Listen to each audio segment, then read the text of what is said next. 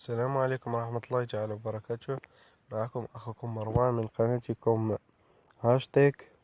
أعتذر عن صوتي لأنني أصبت بنزلة برد. على أين كما قرأتم من العنوان، اليوم سنقوم بجعل رسائل الواتساب عائمة كرسائل فيسبوك ماسنجر.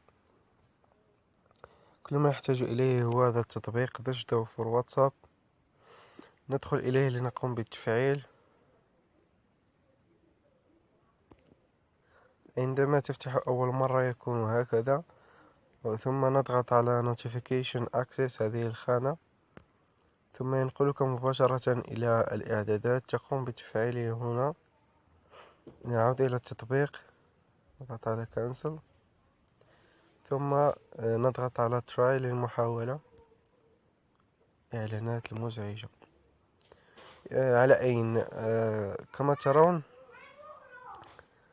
تظهر هذه الأيقونة، تظهر فيها صورة الشخص الذي أرسل لك الرسالة. تضغط هنا لتقرأ الرسالة، وهكذا لتقوم بحذفها من هنا.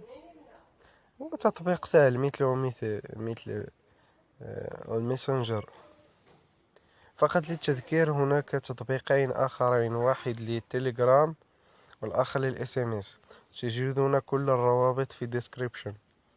إذا أتمنى أن يرضيكم هذا الدرس. لا تنسوا الاشتراك لكي يصلكم كل جديد من قناتنا هاشتاج.